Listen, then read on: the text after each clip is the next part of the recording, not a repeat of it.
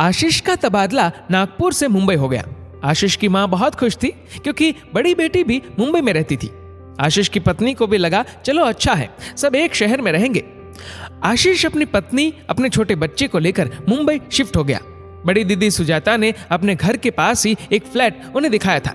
सभी को वो फ्लैट अच्छा लगा और किराए से उन्होंने उसे ले लिया। आशीष की पत्नी आभा को लगा दीदी पास ही रहती है तो बहुत मदद मिलेगी नए शहर में। सारा सामान पहले ट्रांसपोर्ट से भिजवा दिया और अगली सुबह सभी मुंबई आ गए। आते ही आशीष की मां ने कहा आभा चलो जल्दी जल्दी घर जमा लो, फिर सुजाता और जमाई जी आएंगे, साथ साथ खाना खाएंगे। आभा अभी लंबे सफर की थकान दूर भी नहीं कर पाई कि घर जमाने में लग गई। आशीष ने आभा से कहा मैं बाहर से खाना ले आता हूं, आज तो कुछ नहीं बन पाएगा घर पर। 2000 रुपए का खाना लेकर आशीष घर आया। तब तक सुजाता अपने पति और बच्चों के साथ आशीष के घर आ चुकी थी। आभा ने जैसे तैसे प्लेट लगाई, सभी ने खाना खाया और खाते ही निकलने लगे ये कहकर कि अगले दिन बच्चों का स्कूल है। आभा दंग रह गई कि दीदी को आज हमें अपने घर बुलाना चाहिए था, उसके बदले वो तो यहीं आ गई। सास ने आभा से फटाफट सब कुछ समेटने को कहा। आभा ने कुछ ही दिनों में घर सजा लिया। वो बहुत खुश थी, लेकिन वो नहीं जानती थी कि ये खुशियां ज्यादा दिनों तक नहीं रहेगी। सुजाता दीदी अक्सर दोनों बच्चों को उसके पास छोड़ जाती, देर रात को लेने आती, फिर पूरा परिवार खाना खाकर जाता। आभा की सास को बहुत अच्छा लगता, लेकिन आभा को ये एक तरफा रिश्ता कुछ खटकने लगा। सुजाता दीदी ने आभा और आशीष को एक दिन घर पर बुलाया। खाने की तैयारी ना के बराबर की। आभा को ही सब कुछ बनाना पड़ा। आशीष दीदी की इन बातों को समझा नहीं। आभा ने 1-2 बार बात की, लेकिन व्यर्थ ही रहा।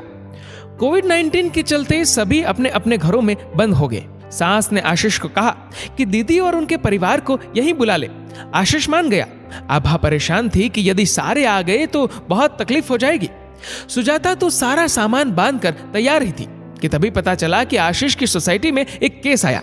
सुजाता ने जाना कैंसिल कर दिया। आभा ने भी सुकून की सांस ली। आभा ने घर पर सारी जरूरत की चीजें पहले ही भर ली ताकि आशीष को बाहर ना जाना पड़े। लेकिन सुजाता दीदी अक्सर फोन कर कहती आशीष तुझे लिस्ट भेजी है, ये सामान घर ले आ। ये 1-2 बार नहीं 6-7 बार हुआ। आभा को बहुत बुरा लगता कि सुजाता दीदी अपने पति को तो बाहर भेजती नहीं और आशीष से काम करवाती है। आभा के लिए अब पानी सिर के ऊपर आ गया। उसने तय किया कि वो अब उन्हें खरी खरी सुना देगी। आशीष और सास को तो मानो कुछ लगता ही नहीं था।